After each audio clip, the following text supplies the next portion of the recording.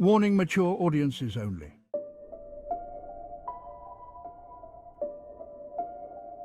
Early life and background.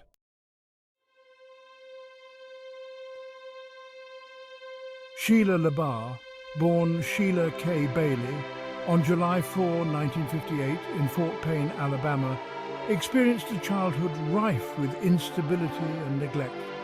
Her family life was chaotic and dysfunctional, marked by poverty and intermittent violence. Her father, a stern and often abusive figure, struggled with alcoholism, while her mother was emotionally distant, unable to provide the nurturing environment Sheila needed. From a young age, Sheila exhibited erratic behavior and an explosive temper, often getting into fights at school and clashing with authority figures. Her troubled home life left deep psychological scars, fostering a profound sense of insecurity and anger. Despite her tumultuous upbringing, Sheila managed to graduate from high school, though she had little direction or support to guide her into adulthood.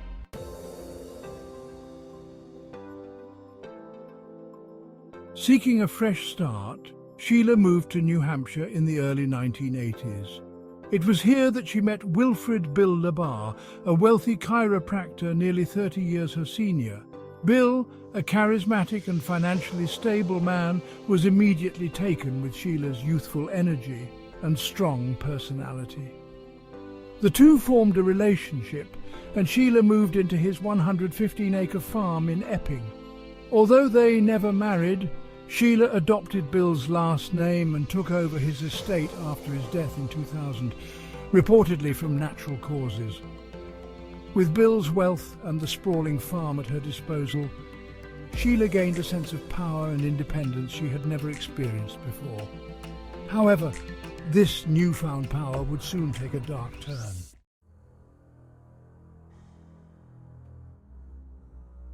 The LaBarre farm, nestled in the quiet rural setting of Epping, New Hampshire, became the stage for Sheila's darkest impulses.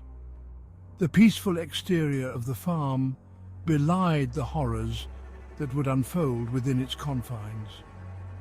Sheila began a pattern of luring vulnerable men to her property, often those who were young, mentally challenged, or down on their luck.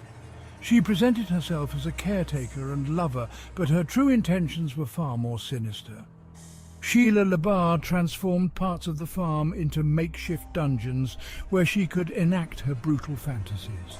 These areas were equipped with various tools and restraints typically associated with BDSM, but LaBarre's use of these items perverted the consensual nature of the practice.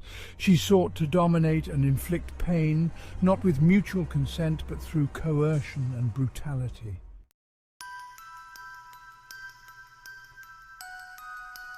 Kenneth County, a horrific ordeal.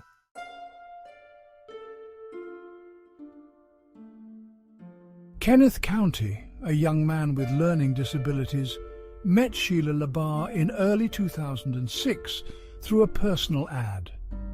County, seeking companionship and acceptance, was drawn to LaBarre's initial warmth and moved to her farm.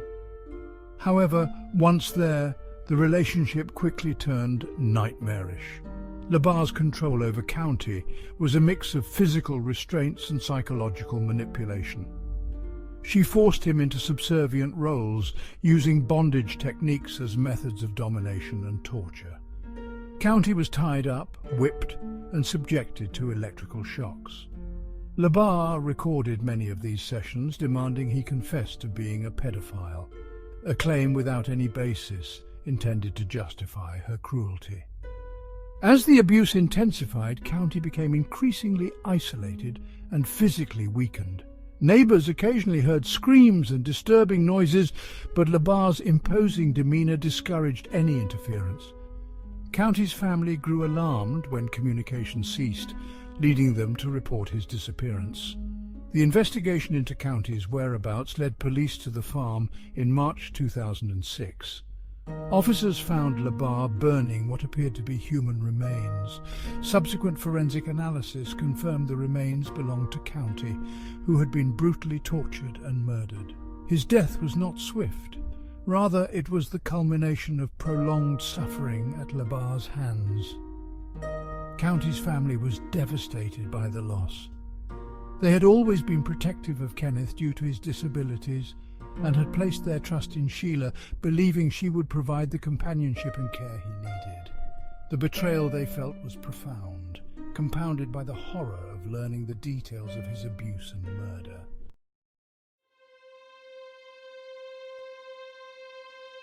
Michael Deloge, a homeless man with mental health issues, was another of LaBarre's tragic victims.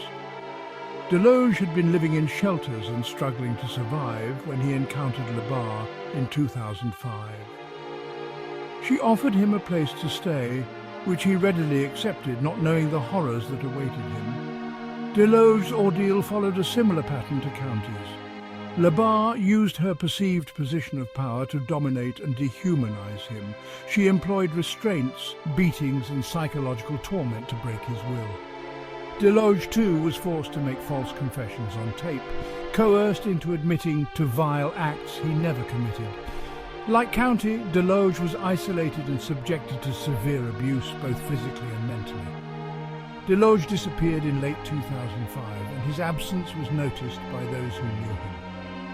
His family, already strained by his mental health struggles and homelessness, was plunged into deeper despair. They had hoped he had found some stability with LaBarre, only to discover he had fallen into the hands of a sadistic predator. However, it wasn't until LaBarre's arrest in 2006 that the full extent of her crimes came to light. His remains were discovered on the property, confirming he had been subjected to the same brutal treatment as County. The pain and suffering experienced by Deloge's family mirrored that of County's, a mixture of grief, horror and anger at the system that had failed to protect their loved ones.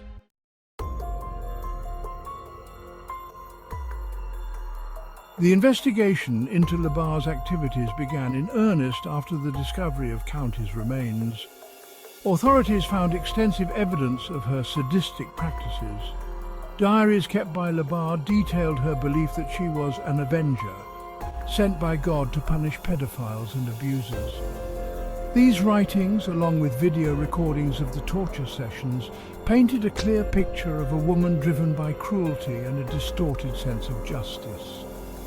LaBarre's arrest in 2006 was a turning point for the quiet community of Epping. The sheer brutality of her actions shocked the nation, revealing the potential for extreme abuse within seemingly ordinary relationships. Her ability to manipulate and control her victims highlighted the dangers of unchecked power and the importance of vigilance in recognizing and addressing signs of abuse.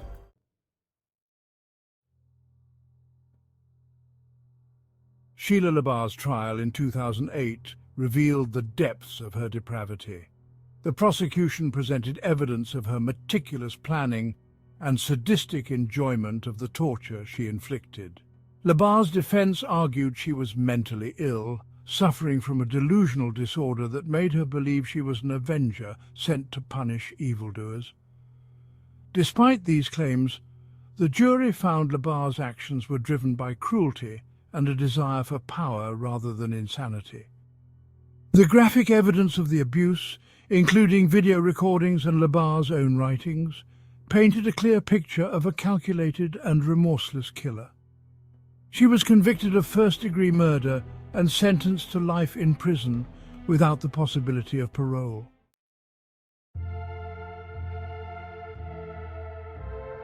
Sheila LaBarre's case left an indelible mark on the community of Epping and beyond.